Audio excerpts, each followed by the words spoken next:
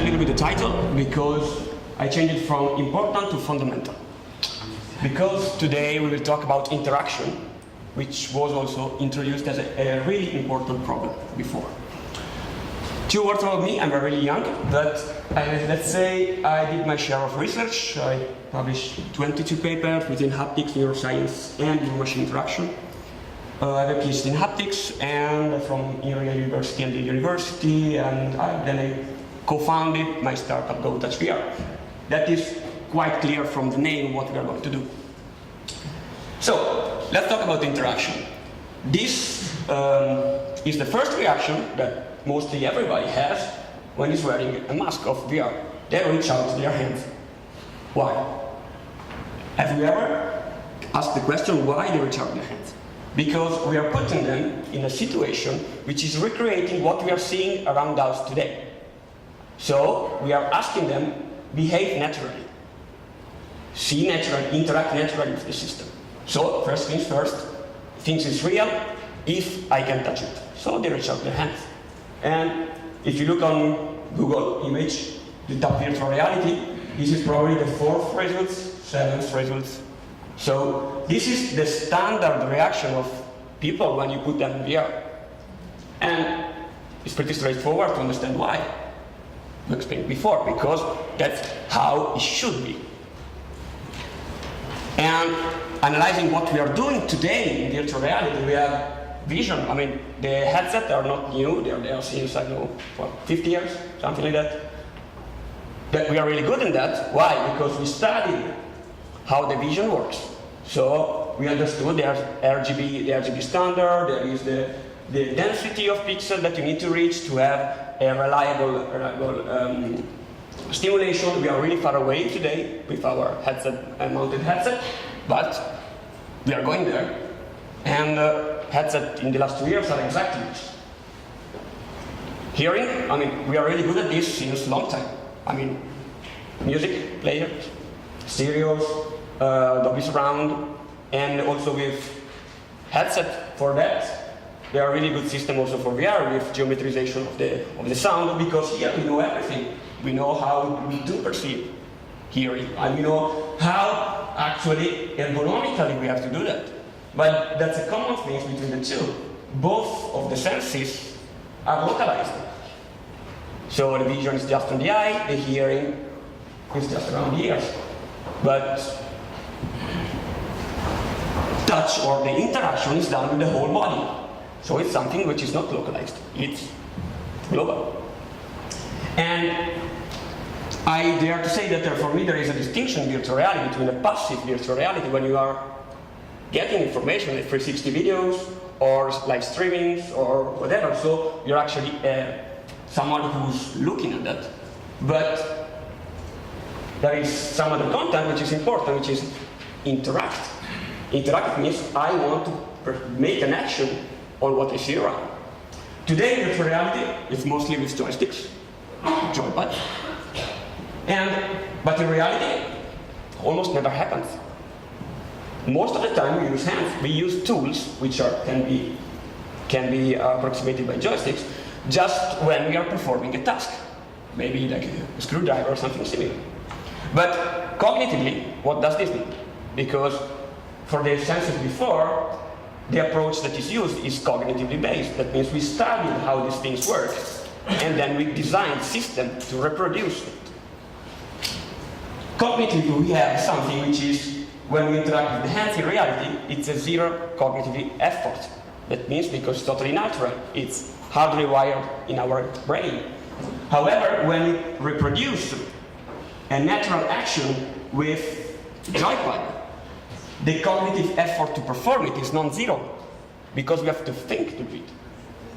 Like, there is a fantastic game for Oculus, I believe, that they were climbing, and it was really good. But again, you're not climbing. You are using the joypad to climb, and you're not opening your hands. And that's simply, we have to think about it. And we have a lot of feedbacks that this problem is a major problem, which are the relevant application for implementing a zero, what we call here, a zero effort interaction. What is professional training? We had before a fantastic example, or the computer-assisted design. Why? Because you have to focus on what you're doing. You want a compression of the engineering time, not an explosion. Again, in immersive gaming, it's interesting, but simply in something that we can say what is a point and click. We don't have the mouse in virtual reality. We cannot click a button today. In another way, like we switch on the light and switch off the light. We don't have this really basic human-machine interaction strategy. So the question is how we can implement a zero-effort interaction in virtual reality. Or better, how can we let the user reach naturally and grab an object, which is the same. So let's talk about science. So there is something fun here. I take off the sound. Something really funny, which is called the rubber hand illusion. Maybe you know it. Something that is. Sorry. Then where his body parts are begins to So it's something which is fair. And here is actually part of his body. So that runs from. Why did it happen? That's extremely important. What was he doing? He was stroking his rubber hand. This is a virtual hand. He's stroking his rubber hand with a brush simultaneously of when he was stroking his real hand. The subject was impersonating himself with this system. And when there was a physical attack on his hand, he reacted scared. Why? It doesn't make any sense. This is a rubber hand. He knows it. But he reacted naturally. Some people also say, I feel pain. And they measure pain in the brain with EEG approach and neuroscientific approach. So the question is, how can we elicit this feedback in virtual reality? Because at that time, what we see will be our hand. So we can use natural interaction. This is a static system, passive. We want it active. So the three major things that you need are, of course, the hand reproduction. There is the immersion, there is clothes that can do it. That's the problem that people are solving. You need a credible physics. That means if I hit this and this just jumps up, it's complicated to say this is reality. But it can work. But what is missing, and we think let's say it is missing, is what we say an expected tactile sensation. That means something that delivers in our memory what I'm experiencing. So I'm touching something, I don't want a vibration, I want to touch something. Then you can use a rubber hand illusion and go towards a zero-effort interaction. This is haptics. Simulator, there are haptic systems that are used in telephones, which are vibrations. But there are also other haptic systems, like temperature reproduction, like other system reproduction. So how can haptic and cognitive neuroscience help us to deliver that view? There is a second thing, which is talking about the product, because these things can be done, exoskeleton do it, surgical simulators do it, but they are expensive. And if they're expensive, it means they're not suitable for scalability. Because mechanics, since long time, has been tried to get cheaper, if not possible. That doesn't work, because motors are expensive and steel is expensive. You need to pay it. For the product, we need something that is perceptually transparent. That means it's less than 20 grams. That is ergonomically standard. That's why gloves will never work. Because you have 5, 7 sizes of gloves for the different people. So the variability of the fingers is around 300% among population, head is 20, 30. So it's difficult to get the product for everyone. You need a long battery life, so at least a couple of hours. You want it modular, because you want the same system that works for mobile headset. You want it the same for working for head-mounted headset. So you want to do with the same system, everything. At least this is the ground. You want it that allows inputs, because on something on the hand, you don't have buttons, right? So you want gesture recognition, you want something else, some strategy to give commands to the system, because it's not reality. So it's nice to have menus somewhere. It's nice to have actions that you can generate different kind of events. And something which is regarded, you want a fast wearability, because if you're working, if you're thinking about your working environment, you want something which compress the setup time, because maybe you want to use it 10 times a day. So these were the requirements that we used to think about our solution. Not just the rubber hand illusion that is delivered, but also something that can be used. Otherwise, it's an exercise of style or just a research.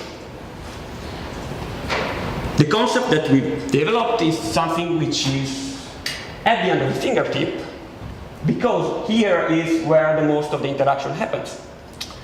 If you reflect, I'm holding this system, I'm holding with the tip of the fingertip, but you're performing this action 90% of the time. So you're holding a glass, you're taking with the tip of the fingertips, you're not taking like this. Oh, sorry. You're not taking it like this. So that's the point. It's modular, something that you can apply in a number of fingers in function of the level of immersion that you want. And it doesn't have ergonomy issues, because the tip of the finger, you can put a scratch, and it's extremely easy to put it on. So the haptics that is inside, it's something new. You can try it later on if you want. We have a demo. But it's cognitively based. That means it's like the work that has been done for the vision with the RGB system. So we reconstructed how the user are expecting to have a touch, and then we deliver it. And there is few neuroscience concepts around it. But let's see which is the difference in the interaction, because that's the most important thing. We use here a lip motion system to track the hand. Should work.